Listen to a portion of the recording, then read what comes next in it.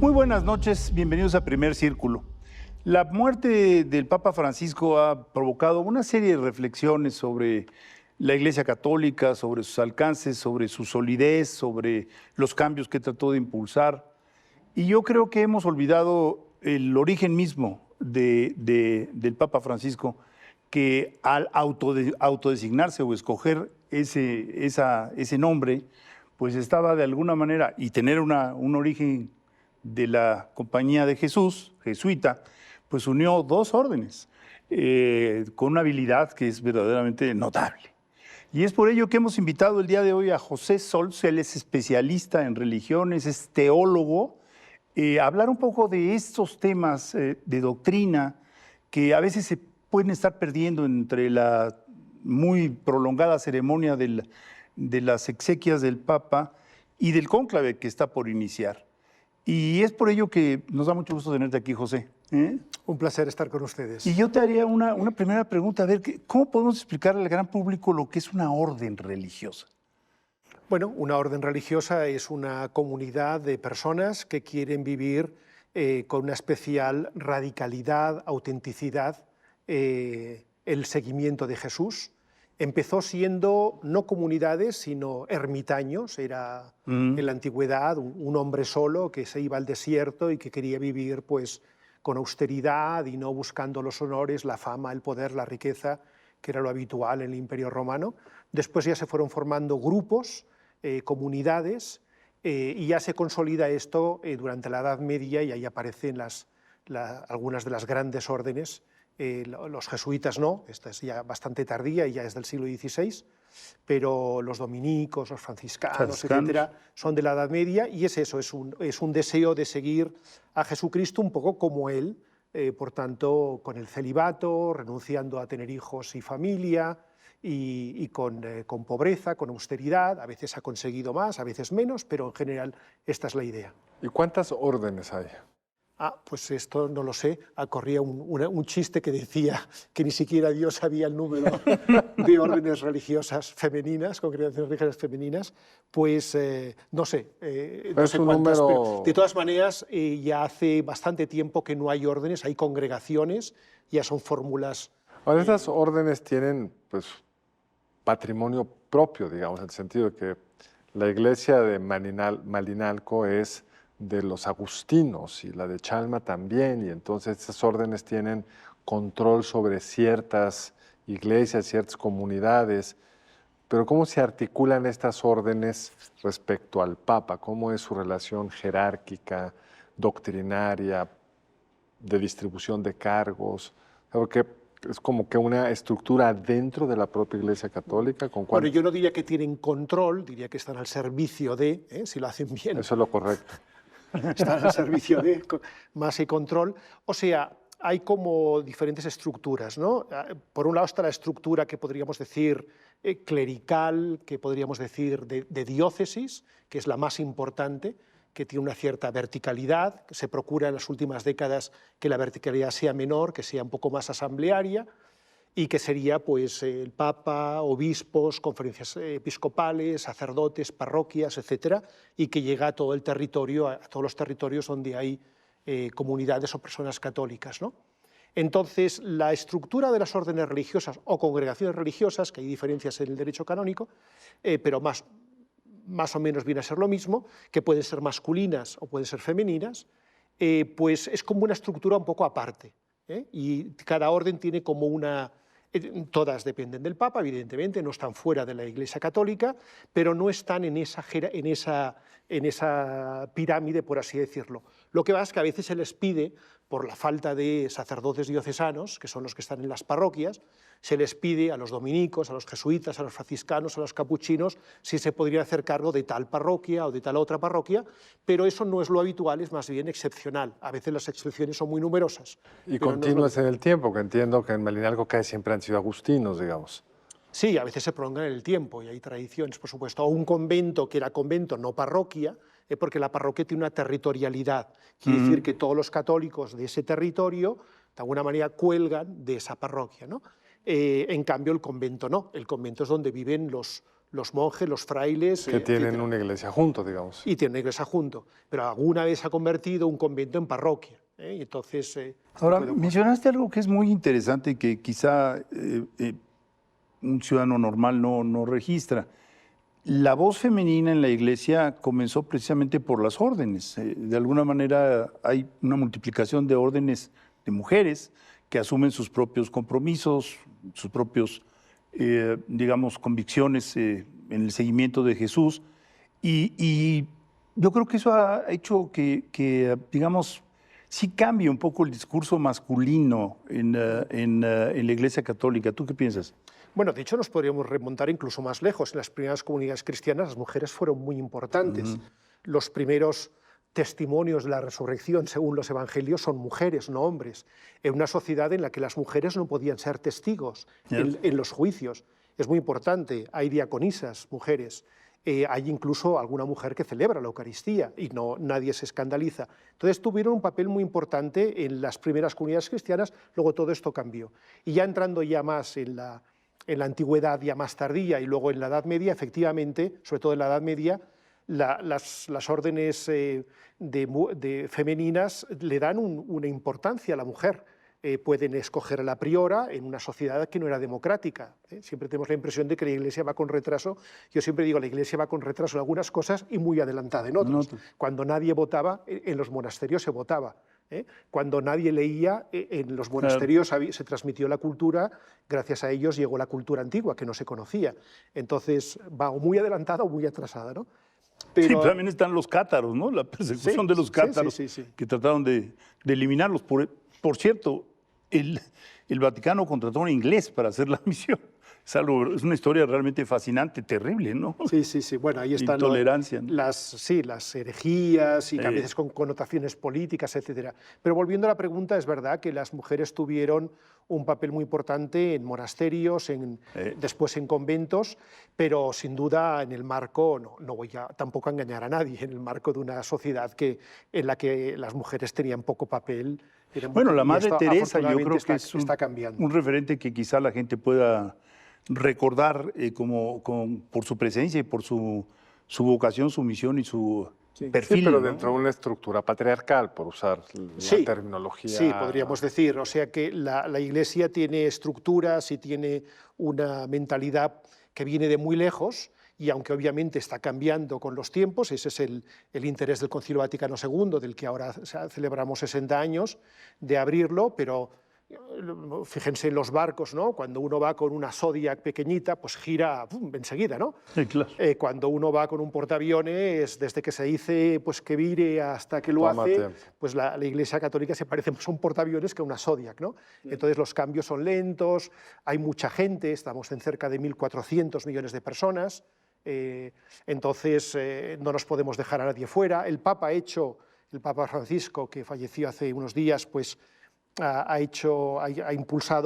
impulsó cambios muy importantes y en los primeros 4, 5, 6 años, y luego se moderó un poco porque había amenaza de cisma, había amenaza de, bueno, como esto sigue así nos vamos, por parte de los más conservadores, integristas.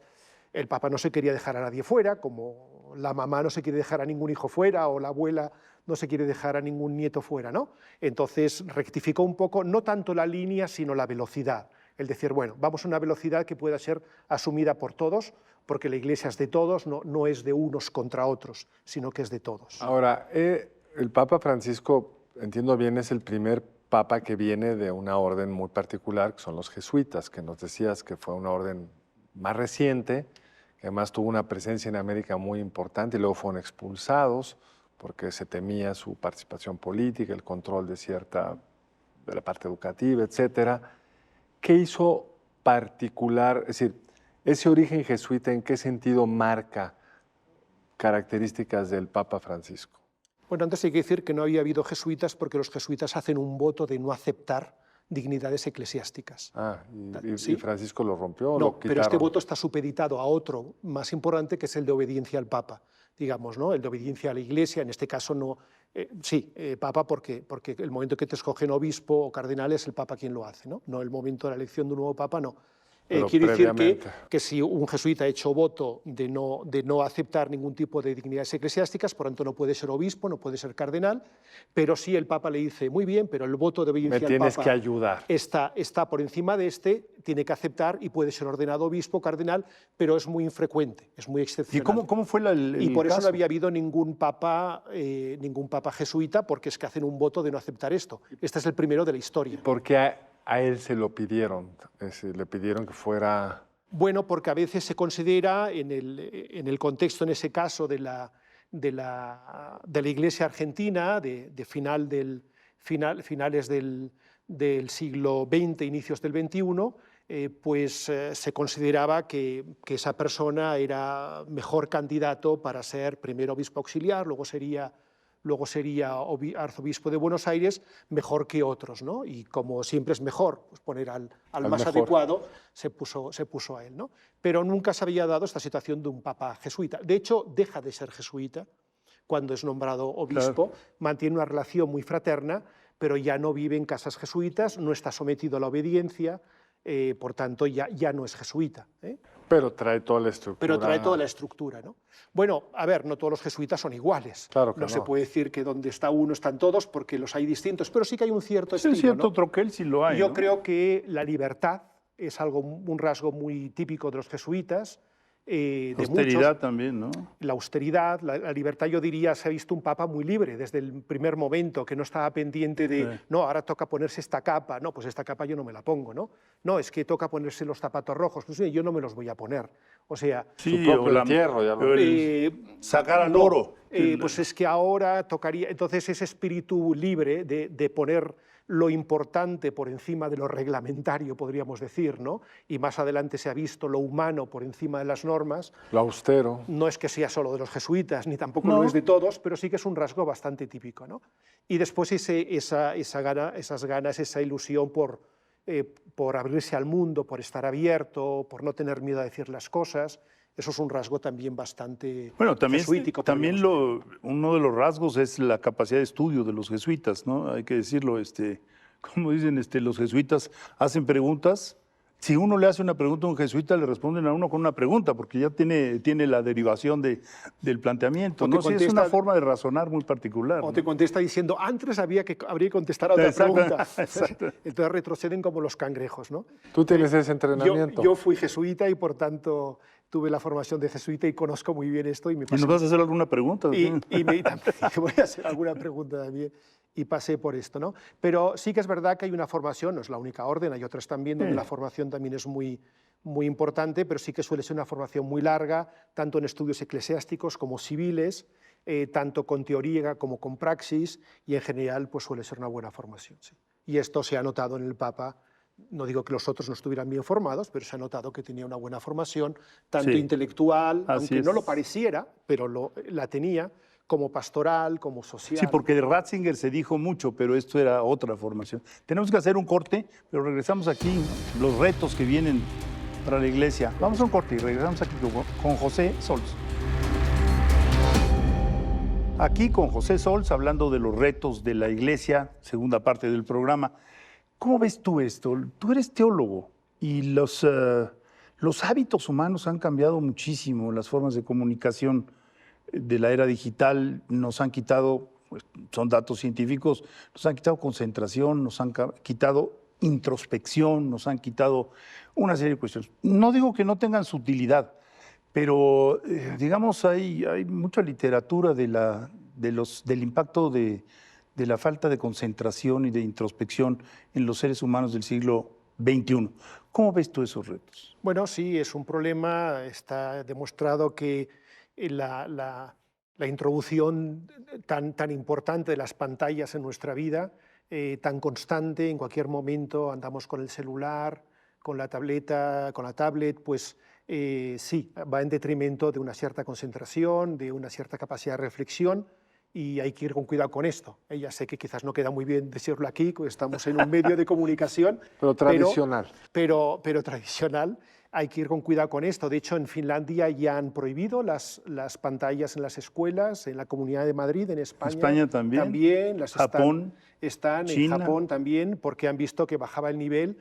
Entonces, hay que ir con cuidado con la introducción de las nuevas tecnologías, de manera que ayuden a la vida humana y no la perjudiquen, ¿no? Ahora, el reto de la Iglesia es mucho más que ello. Tiene que ver con un cambio de valores muy fuerte. Si uno ve, digamos, incluso en Estados Unidos, un país que acaba de votar por un presidente, digamos, conservador en muchos sentidos, pues el grueso de los ciudadanos norteamericanos están a favor del matrimonio entre gente del mismo sexo.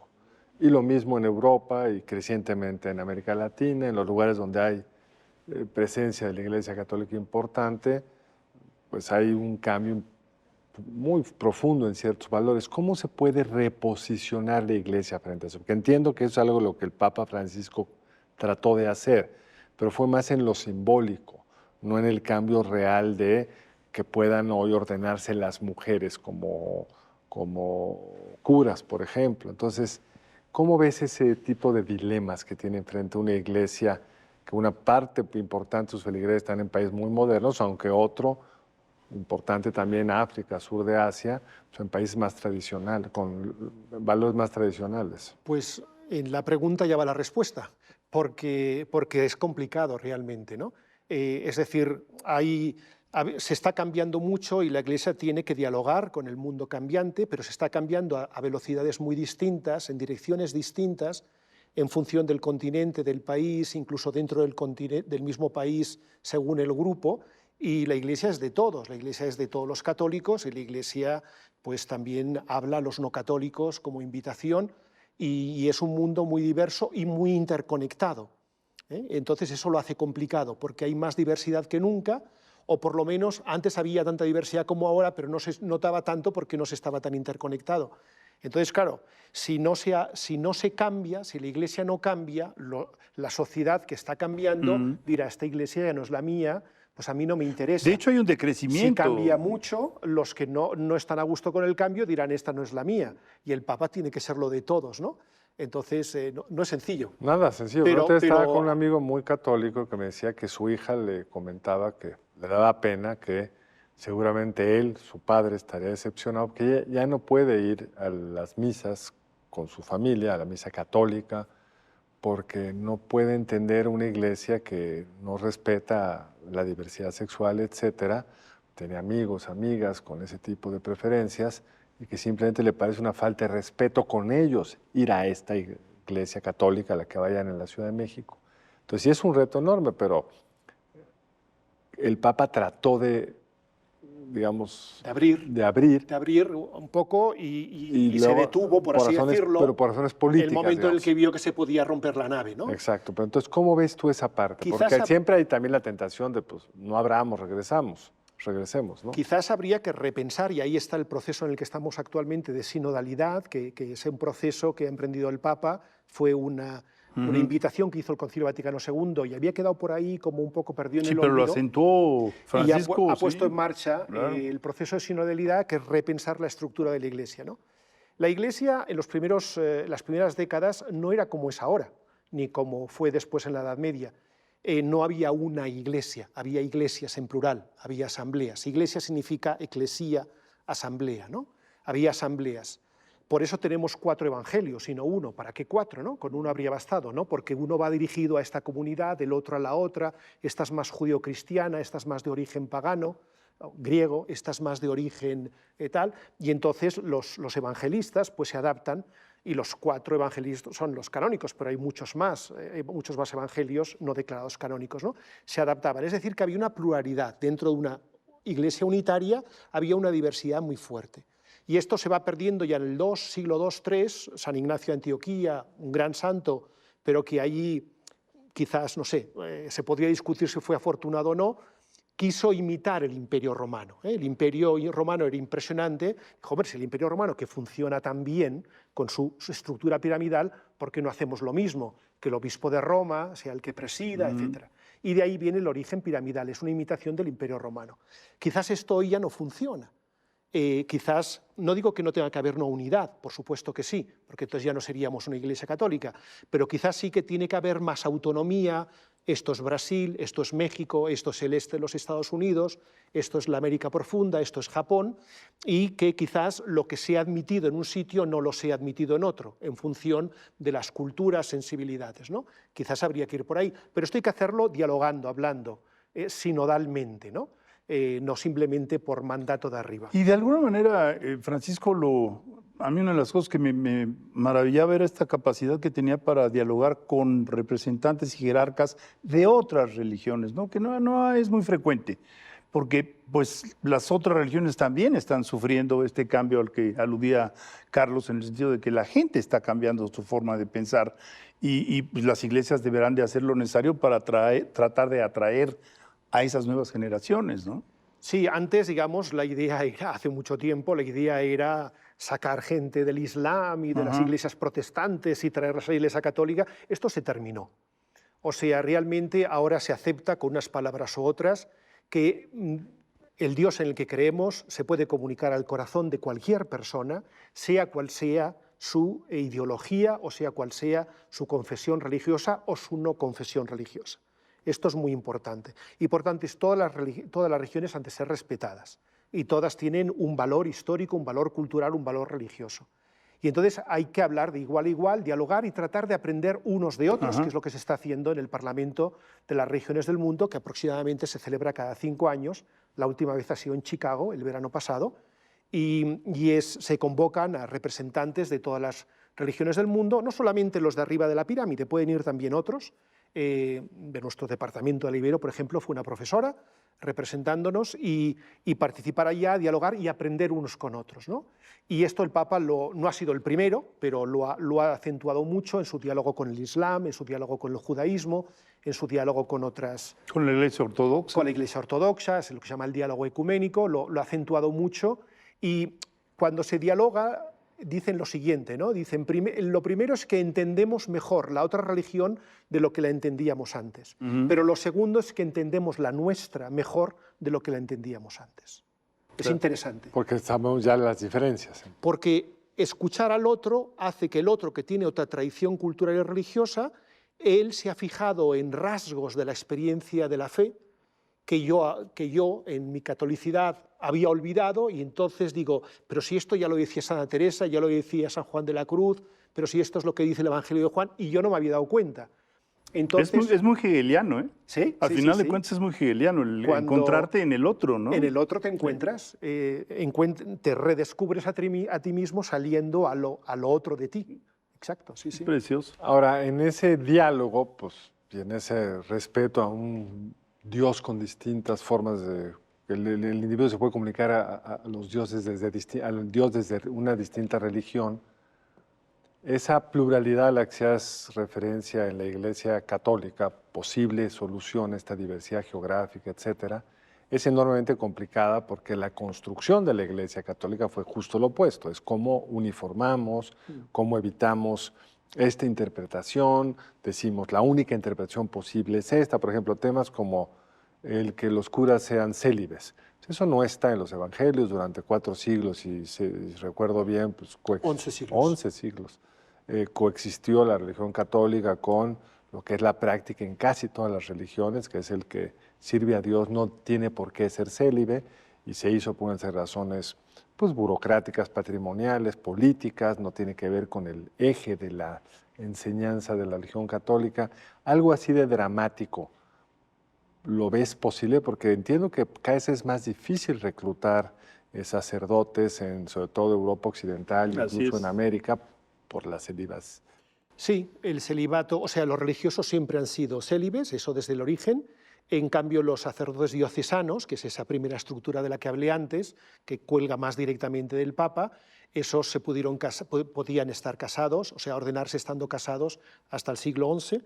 Y como empezó a haber un poquito, yo no diría corrupción, pero malas costumbres, de, bueno, me hago sacerdote porque, oye, me da unas rentas y no sé qué, y entonces hubo un papa que dijo, se acabó, que sean como los religiosos, célibe, y así se lo pensarán y había más, ¿no? todo el tema de quién se quedaba con el patrimonio, ¿no? Con el patrimonio, etcétera.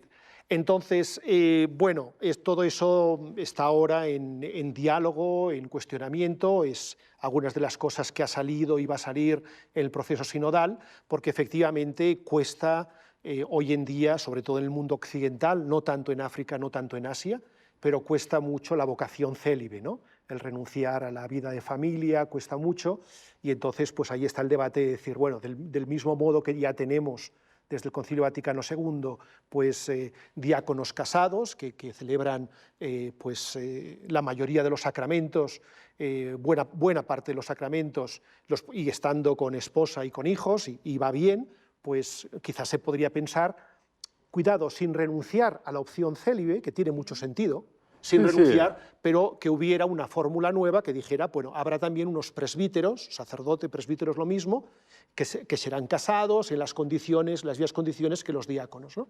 Eso se podría plantear, y mutatis mutandis lo mismo para la ordenación de mujeres también, ¿no? Que eso dice, nunca ha habido, bueno, no es cierto, hubo diaconisas en la antigüedad y hubo mujeres que celebraron la Eucaristía y que no produjo ningún escándalo, esto se sabe. Por tanto, ha sido una realidad cultural. Las mujeres en la Edad Media, en la Edad Moderna, no tenían un papel de presidir asambleas, salvo alguna excepción, la reina Isabel por aquí y la reina no sé qué por allá, pero en general no. Pues esto ha cambiado, estamos en un mundo, sobre todo el occidental, que no es el único, todo hay que decirlo, en el que la mujer tiene el mismo papel que el varón y por tanto hay que replantear cosas, ¿no? Pues José, podríamos seguir platicando contigo por horas, pero tenemos que cerrar el programa y te agradecemos enormemente tu presencia aquí. Yo por lo menos aprendí muchísimo. Espero que el auditorio también haya tenido información interesante. Gracias por estar aquí. Nos vemos la próxima en Primer Círculo. Muchas gracias. Gracias a ustedes. Y gracias a ustedes por acompañarnos aquí en Primer Círculo. Nos vemos lunes entrante aquí mismo. Buenas noches.